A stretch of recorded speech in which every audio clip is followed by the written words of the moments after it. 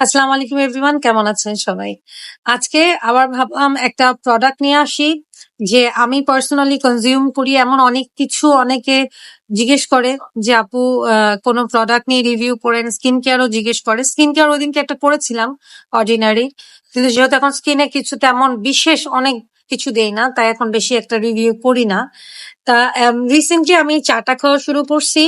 এইটা আপনি যে কোনো সুপার শপে পেয়ে যাবেন, হিমালয়ানের। এই চাটা অ্যাকচুয়ালি কেন দেখাচ্ছি, আমি আসলে ইফতার করার পরে বা সেহেরির আগে একটা ক্রেভিং হয়, একটা চায়ের ক্রেভিং হয়। কিন্তু সবসময় দুধ চা, আর আমি দুধ চাটা যে খুব খাই তাও না, এক সময় খেতাম। তো এরকম একটা মাসালা চা কলা বাগানের ফার্স্ট লাইনে একটা দোকান আছে, একটা চায়ের দোকান আছে, খুব ট্রেন্ডি একটা চায়ের দোকান আছে এলসিএলএস এর পাশে, London college of legal studies এর একটু আগে। তো ওখানে আমি যে মাঝে মাঝে খেতাম, আমি রমজানে অনেক খেয়েছি, এই রমজানে না, এর আগের রমজানে অনেক খেয়েছি। ওখানে যেতাম, তারাবির পরে যেতাম, খুব ভালো লাগতো, অনেক রাত পর্যন্ত ওরা খোলা থাকে। কিন্তু ওই চাটা ওখানে ওরা বলে খুব সম্ভবত এটা মাসালাটি, কিন্তু আমার মতো হাজমোলার মতো লাগতেছে এটা। তো আমার হাজমোলার ফ্লেভার অনেক পছন্দ, টক মিষ্টি ঝাল টাইপের, খুব ভালো লাগতো।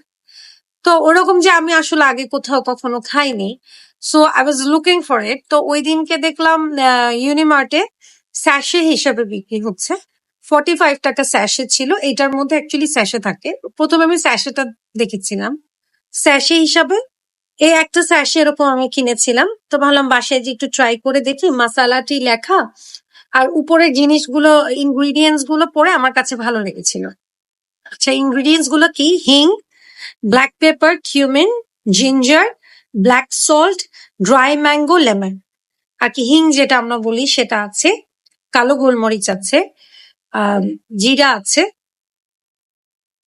আদা আছে, আম, আছে ব্ল্যাক সল্ট, কি বলে, বিট লবণ, বিট লবণ আছে, ড্রাই ম্যাঙ্গো আছে আর কি, আম।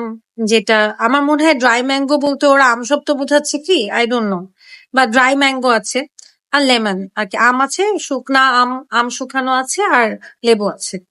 সো এই সবগুলো দিয়ে এটা তৈরি, এবং ট্রাস্ট মি এটা টেস্ট অনেক ভালো। আর এটার মেইন যেটা আমাকে অ্যাট্রাক্ট করেছে, এটা পুরো প্যাকেটে আছে 140 গ্রাম, মানে এই পুরা এতে এক একটা স্যাশে হলো 14 গ্রাম করে। তো 14 গ্রামে 140 গ্রামের সুগার আছে 90 গ্রাম। তো অ্যাকচুয়ালি ওটা আমরা 100 গ্রামের, এখানে ওরা একটা হিসাব দিয়েছে। তা 140 গ্রামে আমি অনুমান করছি 130 গ্রাম হয়তো সুগার আছে পুরো 10টা স্যাশে মিলায়। তাহলে 13 গ্রাম করে সুগার প্রবাবলি আসে, হ্যাঁ 13 গ্রাম করে আসে। সো এটা খুব বেশি সিগনিফিকেন্ট অ্যামাউন্ট আমার কাছে মনে হয় না। আপনাদেরকে অ্যাকচুয়ালি যদি কেউ চিনি দিয়ে খান, এক্সট্রা চিনি অ্যাড করতে হবে, কারণ আমাকে 0 ক্যাল মানে যদি স্যাশে নেই আমাকে হাফ স্যাশে অ্যাড করতে হয়, আর যদি ট্যাবলেটস নিই আমাকে একটা ট্যাবলেট অ্যাড করতে হয়। ট্যাবলেটস এর চিনিটা আর কি, মিষ্টিটা একটু কম হয়। ট্যাবলেটস আমি ক্যারি করি আমার ব্যাগে, যদি বাইরে কোথাও চাটা খাই, চা কফি খাই, ওটার জন্য। তো একদিন স্যাশে শেষ হয়ে গেছিল, তখন ট্যাবলেটটা দিয়েছে, দেখেছি একটা ট্যাবলেট ওটা একদম পারফেক্ট টেস্ট আসে। সো আপনারা এটা খেতে পারেন। এটা খেলে যেটা ভালো হবে, হজমে অনেক হেল্প হয়।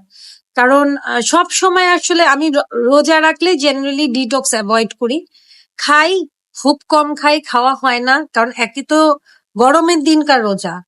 তো দেখা যায় সময় খাওয়ার অনেক লিমিটেড থাকে। 7টায় আপনি ইফতার করলেন, 7টায় আপনি প্রথমে নামাজ পড়ে ইফতার করে শেষ করতে করতে 8টা বেজে যায়।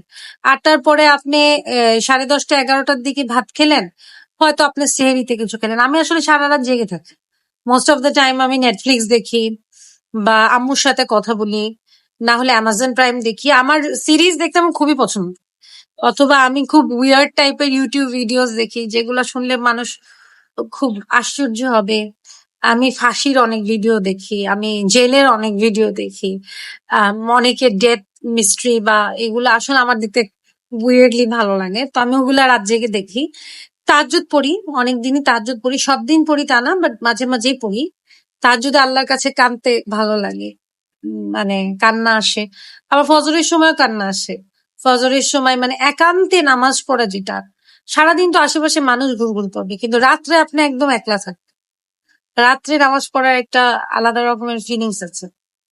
তো এনিওয়েজ, তখন দেখা যায় কি যে ভাত খাওয়ার পরে হজম হওয়া ভাত খাওয়ার পরে 1 কাপ চা খেলে ভাল লাগে বা ইফতারের পরে 1 কাপ চা খাবেন ভাল লাগবে। যদি it's very expensive I feel, কিন্তু আপনি যখন একটু রোজা রাখছেন বা একটু খারাপ লাগছে একটু লাক্সারি করাই যায়। তো এটা 45 টাকা করে স্যাশে পড়বে, পুরা প্যাকেট কিনলেও ওই 450 টাকা পড়ে। সো আমরা সবাই চাইলে এটা উই ক্যান ট্রাই, এবং এটা রোজার পরে খুব টক মিষ্টি খুব ভালো লাগবে। যাদের এই ফ্লেভারটা পছন্দ হয় অবশ্যই ট্রাই করবেন, আর যদি ভালো লাগে আমাকে অবশ্যই ইনবক্সে জানাবেন। Thank you so much for watching this video. আসসালামু আলাইকুম।